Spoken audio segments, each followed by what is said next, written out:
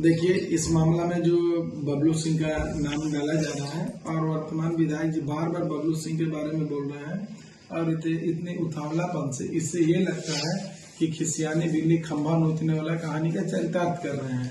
और जरूर कहेंगे कि देख लीजिए फुटेज, सीसीटीवी कैमरा का फुटेज है जो अभी मोबाइल में हमने मंगाया है।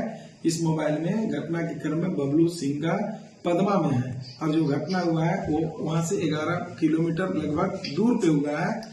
और ये फुटेज से प्रतीत होता है ये सिर्फ झूठा मामला बनाया करके ये बदनाम करने का साजिश रचा जा रहा है जो कि सस्ती लोकप्रियता हासिल करे और मुझे बदनाम करने का काम कर रहे हैं। इस फुटेज से पता चले ये फुटेज ऑलरेडी प्रशासन के हाथों में जाएगा, प्रशासन खुद जांच कर लेगी। मैं इसलिए आपको ये फुटेज दे दिया, दिखा दे रहा हूँ।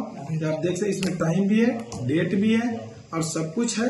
और बबलू सिंह जब वहां पे है तो वर्तमान विधायक के बनावटी खेल है।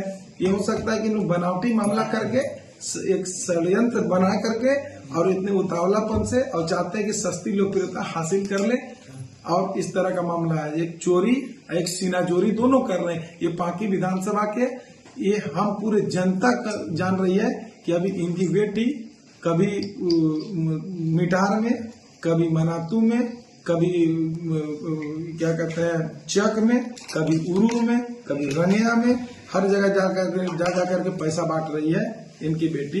और 2 दिन के पहले के तारा चंद यादव का जो नाम ले रहे हैं उस तारा चंद यादव के मेहता जी धमकी देने का काम किए हैं, जो धमकी भी वायरल हो रहा है।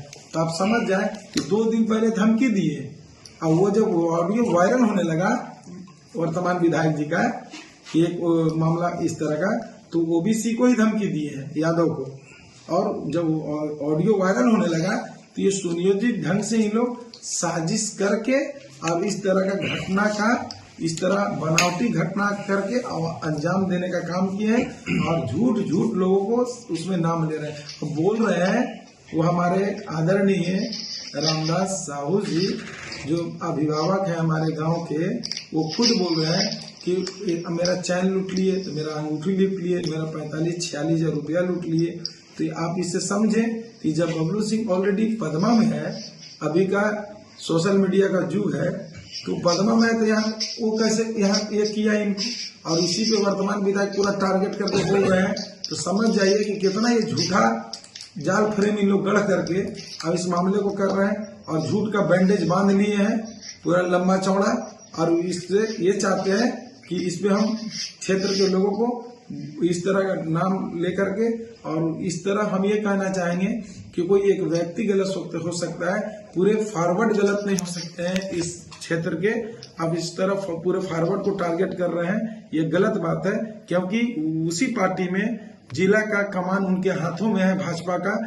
अमित तिवारी जी का वो भी फॉरवर्ड ही है, अमित तिवारी जी, और वो खुद बयान दे रहे हैं कि ऐसे ऐसे मामले पर गलत है, इस पे रोक लगाने का काम किया जाएगा। और बताइए उन्हीं के बगल में एक फॉरवर्ड उन्हीं के सपोर्ट में बोल रहे हैं और उसके बाद भी इन लोग को ये शर्म नहीं आ रहा है कि पूरे विधानसभा के फॉरवर्डों को अपमानित करने का काम कर रहे हैं। भैया अगर क्या ऐसा मामला है, क्या पूरे फॉरवर्ड क्षेत्र छोड़ के चले जाएं?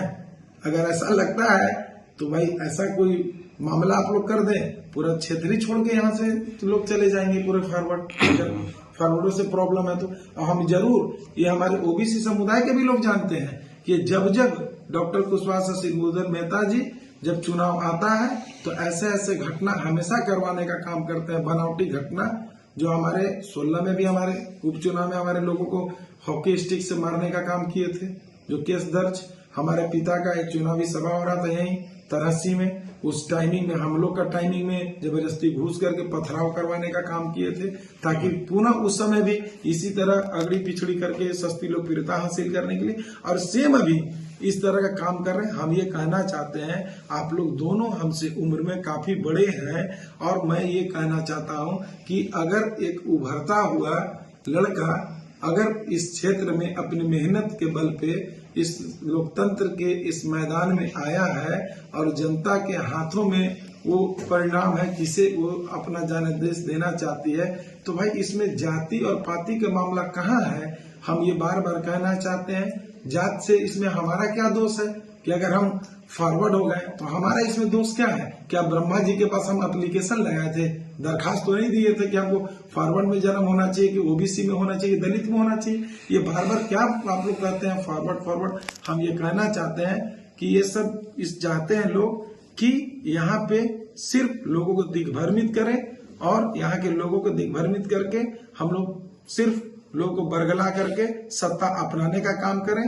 हम हमेशा कहते हैं कि यहाँ के लोग हम लोग को चाहती है, और ऐसा नहीं, सब फॉरवर्ड जो है यहाँ पूरे क्षेत्र में जितने भी फॉरवर्ड है, सब लोग चाहे ब्राह्मण हो या राजपूत हो या भूमियार हो या लालाजी हो, सभी लोग मिलकर एक दूसरे का सम्मान गांव में देते हैं, और तभी सब लोग एक दूसरे को सम्मान मिलता है। अगर किसी को हम भैया बोलते हैं तो बाबू बोलते हैं, किसी को चचा कहते हैं तो बेटा बोलते हैं मुझे, तो इसमें कहाँ मामला रहा इस तरह का जाति पाति का मामला, जो बार बार इन लोग जाति का बात करके अब ऐसे इतनी उम्र दराज लोग हो करके और इस तरह का एक जहर घोलने का काम कर रहे हैं इस क्षेत्र के या पूरे जिला में, ऐसा मैसेज दे रहे हैं, ये तो गलत बात है। हम आग्रह करेंगे ऐसे अपने अभिभावकों से कि जो आप व्यवसायी हैं, अब व्यवसायी का कोई जात नहीं होता है, व्यवसायी का कोई इस तरह जाति नहीं होता, व्यवसायी हर समाज के लोग कर सकते हैं।